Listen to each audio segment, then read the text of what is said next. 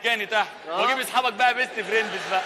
مفيش الكلام ده. يلا بس صورة عشان خلاص صورت. ايه ده؟ لو كنت عامل كده ما هي بتيجي كده على غفله والله، لو مركز بنمسحها ونعمل واحده وحشه. لا كده والله. معلش يا باشا. طب استنى بس اخلع الجاكيت عشان اخلع يا عم العضلات تبان. تمام. العضله بس.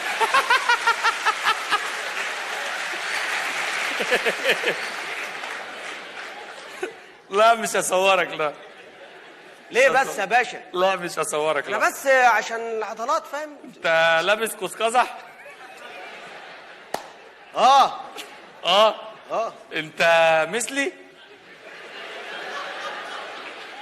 ايه؟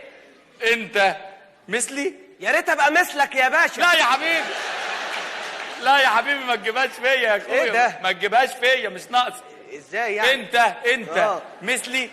ده شرف ليا ان ابقى مثلك يا باشا. بس مش شرف ليا ان ابقى مثلك يا باشا. ايه ده؟ انت مش فاهم خالص. يلا مش فاهم بصراحه.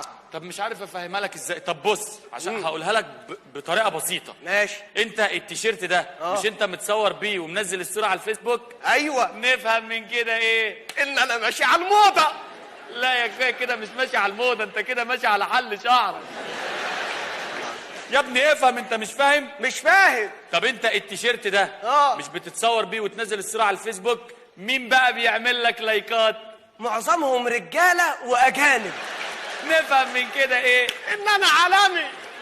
لا يا اخويا مش عالمي. ايه ده؟ يا تفهم يا. طب انت التيشيرت ده ايوه لما بتنزل تمشي بيه في الشارع الناس بتعمل معاك ايه؟ بص، في ناس بيبعدوا عني وناس بيضربوني، ما عدا واحد بس اول امبارح كان لابس بنطلون الوان قوس قزح، فضل لازق فيا ويقول لي اقلع. نفهم من كده ايه؟ ان هو كان عايز ياخد التيشيرت يكمل باقي الطقم. ده عايز ياخد التيشيرت عشان يكمل نص دينه يا حمار.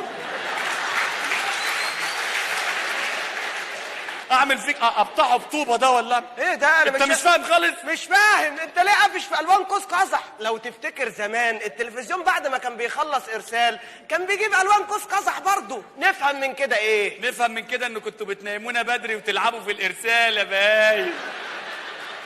ايه ده؟ علينا. يلا لا مش علينا. ايه يا باشا؟ مش علينا الكلام ده يا باشا. انا جاي هنا اطلع رخصه. ما انا ما ينفعش اخليك برخصه. افهمها له ازاي؟ ده ما انا طول عمري ماشي بتصريح. هم كمان عملوا لها تصريح.